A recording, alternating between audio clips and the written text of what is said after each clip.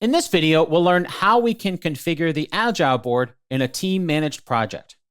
So as you can see, now that we know how to create issues, I've just gone ahead and created a bunch of issues just to fill out our project a little bit more so it's not quite so empty.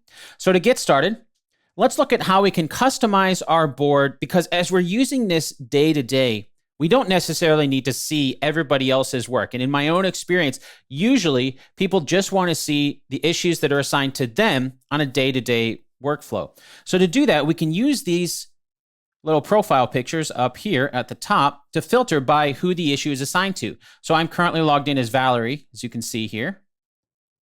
So if we want to filter by Valerie's issue, just click on her. Now, what's really cool about this is additive, right? So we can see not only the issues assigned to Valerie, if we want to also see the issues assigned to Ethan, we can add him to this filter. And now we can see both Ethan's issues and Valerie's issues.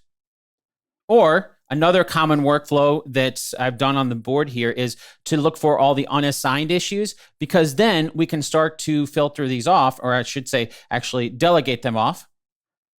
And they're going to get removed from the unassigned filter here as we get them done. So it's just a nice way of being able to clear everything unassigned off the board.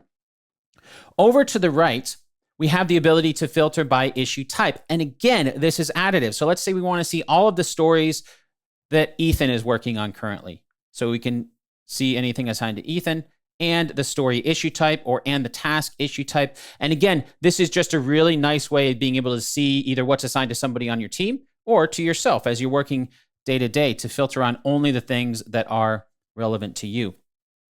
Over here on the right-hand side, we can group by a few different things, including assignee. So this is another way of being able to see the board. It's not really necessarily right or wrong. It's what works best for you to have options.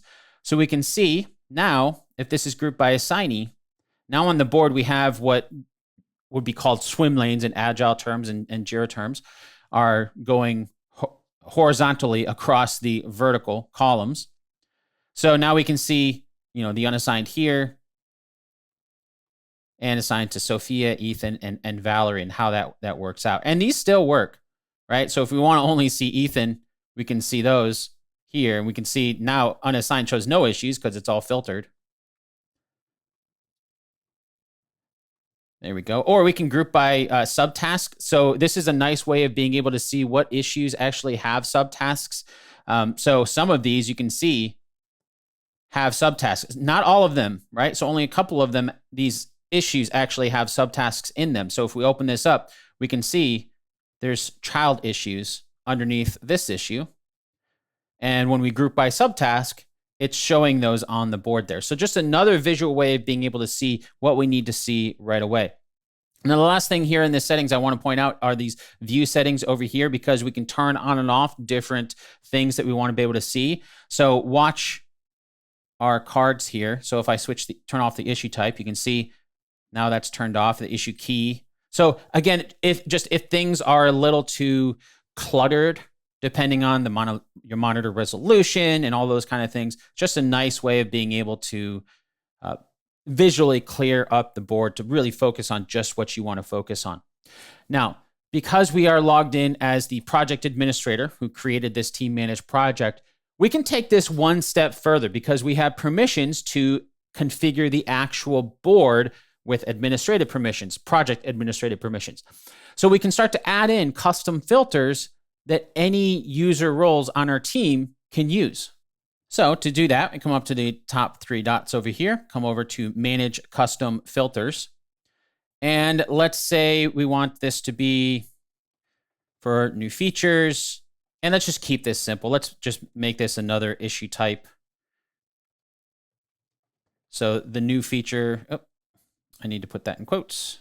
There we go. Let the IntelliSense fill that out for me. Go ahead and click on Create. So now we have this here. So if we go back to the board, now we can see our custom filter that we've built, right? So basically it's doing the same thing as some of these built-in features, but I just want to show that you can actually come in and create some custom filters to do pretty much whatever you want. And I'd really recommend you can come in to look at the syntax help. Atlassian has some great documentation on their Jira query language or JQuery that you can use in these filters. So that's one fantastic way that we can customize our Agile board to work faster. Of course, if you're not the project administrator but think a custom filter would help, just ask your project admin to do that. Now, the last thing I want to point out is that we can do as the project administrator is to configure the columns on the Agile board as well. So by default, our Agile board has these 3 columns. If we go back here, we can see, actually, let's minimize the menu there. So we can see we have to do, in progress, and done as the 3 simple columns. So to customize that, let's come in and configure our board. And in here, you can see we have these 3 different columns. Now beneath it, these are the statuses. So to see this, let's actually see this in action. Let's go back to the project itself. And I want to show something. So let's take this issue.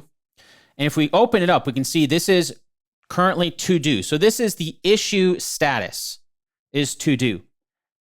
And it's also on the to do column on the board. If I were to take this issue, left click and drag over to in progress, I bet you can guess what's going to happen to the status on the issue. It changes to in progress. We can also change it here. If we change this back to do, it switches back to the to-do column on the board. The reason for that is because of what's configured in here, the columns and statuses. Basically, the columns on the Agile board are mapped to the statuses on the issue. And I say mapped because they are not the same thing. We can really see that if we come in, let's maybe take this column and let's call this working on it instead of in progress, just to call it something else. But you can see the status is still in progress. So if we save our changes, go back to the board, take that same issue, once it loads here, here we go.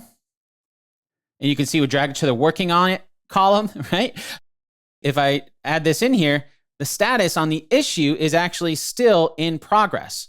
That didn't change. We only changed the name on the column on the board. It just happened to be the same thing. So typically with an Agile workflow, we're going to be working from left to right. So it's going to be, to do, working on it, or in progress. Actually, let's go ahead. Let's rename this back to in progress. We can do that directly on the board here as well, as you can see. So rename that, give it a moment to process. There we go. So just so it's back to in progress there. So typically you're going to be working from left to right on the column. So if we were to want to add in a column here, let's add in maybe a review column. And we probably don't want it to be after done because you'd want done to be on the far right side since you work left to right.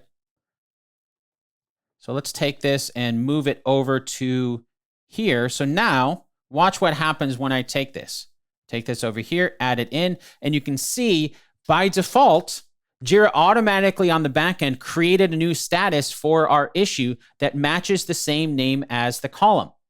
And as you can guess, we can come back in here to configure the board, and you can see how that is mapped here.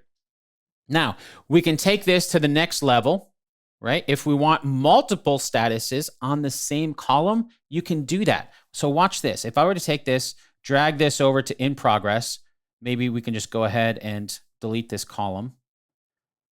So now we have in progress and review on the same column. Watch what happens when we take an issue into that column. We'll have the option to choose which status we want, right? So if you see that happening, that's basically how that's set up on the back end. So if we take an issue and drag it, you can see we can either drag it into review. Try not to let it times out automatically to do that when, but you can see there either in progress or review. So drag it to in progress. There we go. So if we open up this issue, you can see that was the one that was in review. This one here, drag to in progress. And then if we want to take another one and drag it to review, we can see that that's been done there. So just a nice way of being able to control both the columns and the statuses separately to customize that for our team. So on the back end, just so we understand what is happening here beyond the board itself. So this is the board here, but you'll notice this says the statuses for the different issue types, and then we can manage the workflow. So the workflow is what's tied to the issues themselves. So these statuses actually live in the workflow, and we can see, okay, this is what Jira follows. When an issue is created, it's taken to the to-do status. If we want to change that, we can do that. If we want to say, you know what, when an issue is created, instead of being to do, let's make it in progress. Oops, I'm taking that create. There we go, and take it to in progress. Go ahead and update our workflow just so we can see this in action here. And now if we create a new issue, we can see it's going to default to being the in progress status. Now in this case, that was just an example. I'm probably going to want to actually move this back to do because that makes more sense. But now you kind of get an idea of how you can control what statuses the issues are. Now this little any right here, this is the transition. So that's saying an issue can transition from to do to in progress, from to do to done, from to do to review, and vice versa, because it's any here. You can really start to mix and match and say, actually, we only want it to go from in progress to review. You can't take it from in progress to done because it has to go through the review process or something like that. You can start to really customize that and really build that sort of thing out. Okay, so to recap, in this video, we learned how we can filter our issues using the quick filters on the top of the board, as well as how we can create custom columns and custom statuses using the workflow. Now, I'd encourage you to take some time in between videos to do some playing around with how you can best configure the Agile board for your team. Think about the workflow your team needs. What columns do they need? What statuses? Because they don't have to be a one-to-one mapping, as we learned in this video. If you're not a subscriber, click down below to subscribe so you get notified about similar videos we upload. To see the full course that this video came from, click over there. And click over there to see more videos from Simon Says It.